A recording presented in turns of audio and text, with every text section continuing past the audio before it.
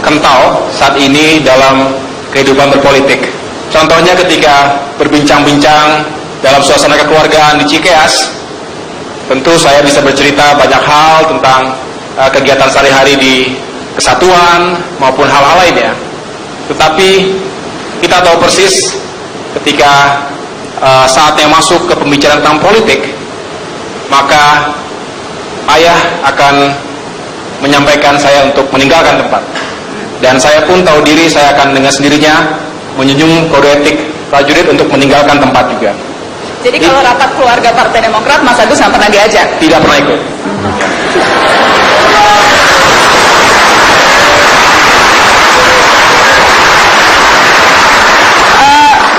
3 tahun yang lalu mantap sekali menjawab, tidak ada cerita lain, hanya fokus ke politik, ke militer. Ya. Tapi sekarang lain cerita ya Mas Agus? Lain cerita, karena tidak pernah tahu dalam kehidupan seseorang kapan seorang itu harus mengambil keputusan yang besar dan fundamental. Dan momentum sejarah juga datang kepada seseorang di waktu yang tidak pernah kita prediksikan sebelumnya. Ketika itu, ditanya tahun 2013, tentu saya tidak ada kepikiran sama sekali untuk masuk ke wilayah politik, apalagi ke dalam kontestasi Pilgub DKI Jakarta. Tidak terbayang sama sekali. Saya ketika itu sebagai Kepala Seksi Operasi Brigade Infanteri Lintas Udara 17, Kostrad, tentu hanya berpikir bagaimana meningkatkan profesionalisme prajurit saat itu, dan fokus untuk memajukan kesatuan yang saya abdi. Saya ingin mengulang pertanyaan saya soal dinasti. Apakah jawaban Anda akan berbeda sekarang? Apakah keputusan ini memang langkah mempersiapkan Anda menjadi dinasti penerus Cikeas? Pertama-tama boleh saya menjawab bahwa kita harus mengkritisi istilah dinasti. Dinasti itu definisinya apa? Dan dalam konteks ini saya paham bahwa kata-kata dinasti itu pasti lebih banyak negatifnya. Kalau itu dalam konteks kerajaan, betul. Saya bukan hidup dalam keluarga kerajaan, pertama itu. Sehingga konsisten jawaban saya dengan 2013, tidak ada kata-kata saya dipersiapkan, apalagi sebagai putra mahkota untuk jenjang politik dan lain sebagainya. Kemudian kalau dianggap sekarang ini masuk ke dalam situasi memperkuat dinasti politik SBY, saya pikir cukup keliru pandangan seperti itu, karena saya di sini dalam kompetisi, ya. Saya menggunakan hak saya sebagai warga negara Indonesia, mematuhi undang-undang dan juga menjunjung tinggi reformasi TNI. Oke, Mas Agus, Anda di sini berkompetisi, tapi Anda bisa masuk dalam kompetisi, itu kan tidak ujuk-ujuk.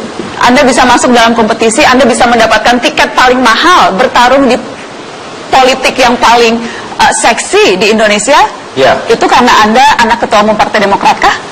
Kalau itu nama saya keluar dari ketua umum Partai Demokrat, tetapi nyatanya nama saya itu diajukan oleh 3 partai politik pengusung, yaitu dari P3, kemudian PKB dan PAN. Ketiga parpol tersebut mengusung nama saya dan meminta izin kepada Pak SBY untuk menyampaikan aspirasi dari ketiga parpol tersebut kepada saya yang saat itu berada di Darwin, Australia. Dan ketika itu saya sendiri masih memimpin pasukan, baru selesai latihan bersama dengan Tentara Angkatan Darat Australia. Artinya tidak ada desain dari awal untuk melibatkan saya dalam Pilgub DKI Jakarta ini. Jadi itu keputusan sehari sebelumnya? Ya, saya bisa katakan karena saya mendapatkan telepon tanggal 22, saya cukup kaget dan tentu saya mengatakan bahwa waktunya sangat sempit, tapi saya butuh waktu untuk berdiskusi dengan diri sendiri, melakukan sholat istiqoroh, memohon petunjuk kepada Allah, apakah ini memang jalan yang harus saya tempuh. Karena berbeda dengan informasi yang berhasil kami kumpulkan, Mas Agus, hanya terkesan tiba-tiba, tapi penggodokan nama Agus sudah dilakukan sejak 3 minggu sebelum tanggal 23 September. Ada catatan Wakil Sekjen P3 Arwani Tomafi, nama Agus dimunculkan oleh Partai Demokrat. Sekjen PAN Edi Suparno mengatakan nama Agus sudah disimulasikan dengan berbagai tokoh sejak 3 atau 4 minggu sebelum pertemuan di Cikeas. Ada fungsionaris Partai Demokrat Didi Mukrianto, suara-suara dari kalangan internal partai, nama yang dipertimbangkan Putra Agus Harimurti Yudhoyono. Ini semuanya 3 minggu. Wakil Ketua Umum Demokrat Syarif Hasan, sejak 2 bulan lalu nama Agus masuk di survei. Ini bukan tiba-tiba, Mas Agus? Bagi saya itu tiba-tiba, karena saya sama sekali tidak pernah diajak ngobrol tentang hal itu. Sehingga ketika saya tidak tahu, mempersiapkan orang tua saja dan tim partai yang lain. Saya tidak mengatakan seperti itu, dan saya yang jelas versi saya adalah ketika itu saya sedang ada di Darwin dan saya kembali karena untuk mengetahui secara langsung. Kalau kemudian Anda bukan anak mantan presiden yang sekarang ketua umum parpol, apakah kira-kira ada yang mencalonkan Anda, Mas Agus? Menurut Anda gimana? Saya bertanya. Menurut Anda? Kira-kira? Coba menurut Anda gimana? Menurut Anda apakah saya pantas atau tidak? Menurut Anda bagaimana? Yang akan menjawab pantas apa tidak tentunya rakyat. Tapi apakah jika Betul itu SBY... juga, sehingga saya tidak bisa menjawab apakah Anda mengatakan bahwa hanya karena anak SBY saya diajukan sebagai calon. Biarkan rakyat yang menjawab, Mbak. Pada saat Saya kompetisi nanti. Kenapa? Pada saat kontestasi Betul. nanti Betul. bulan Februari. Betul. Tapi berarti Anda mengakui dapat tiket VIP untuk langsung masuk kompetisi? Tidak demikian, ya. Tiket itu apa sih sebetulnya? Ya. Pertama, saya diminta apakah bisa menjadi atau bersedia untuk dicalonkan. Bukan saya yang mendekatkan diri atau Jadi Anda diminta dan Anda hanya perlu menjawab ya atau tidak? Tentu saya sekali lagi memohon kepada Allah. Karena berbeda kalau calon lain yang mau maju, mereka ikut fit and proper test dan mendaftar di Partai Demokrat. Tapi kalau Anda hanya ditelepon oleh ayah dan ditanya mau atau tidak? Sekali lagi saya tanyakan, yang memutuskan bukan ayah saya sendiri. Ini adalah koalisi partai. Silakan ditanya kepada, ini kan ada perwakilan semua. Silakan nanti cari waktu untuk ngopi, Mbak Nana tanya sendiri kepada mereka. Saya tidak mendesain apapun, saya tidak minta piket, apalagi saya melobi kepada partai-partai. Never. Tidak pernah melobi? Tidak pernah. Tidak pernah secara pribadi melobi? Tidak pernah. Kalau ditanya kepada saya, tidak pernah melobi apapun. Tapi apakah yang lain melobi apa tidak, Anda tidak tahu? Silakan tanya saja kepada yang lainnya. Saya tidak tahu jawaban. Saya tidak bisa merepresentasikan siapapun. Kalau ternyata mungkin ada jawaban-jawaban yang lain, klarifikasi. Tetapi Anda sekarang sedang mengundang saya di sini. Jawaban saya adalah versi saya. Betul nggak teman-teman? Baik. Minum kopi dulu. Silakan minum. Kita masih panjang, Mas Agus. Masih panjang. Jangan terlalu emosi di awal. Kita masih panjang. Saya nggak emosi. Kalau emosi saya tinggalkan tempat. Kan nggak emosi saya. Enggak. Kalau Saya jadi melayani. kalau jadi politisi sipil itu harus terbiasa menjawab pertanyaan-pertanyaan sulit. Saya anggap tidak sulit itu. Tidak sulit. Tidak sulit. Tidak sulit.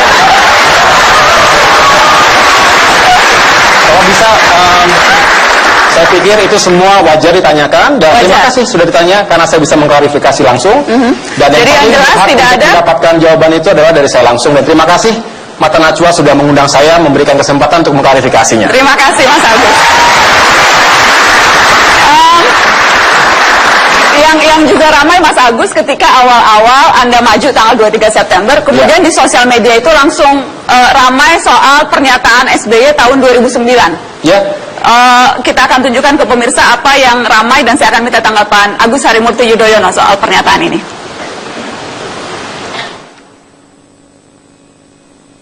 Ya, Presiden ketika itu SBY menjadi presiden, Mas Agus, perwira TNI Polri jangan bercita-cita jadi gubernur.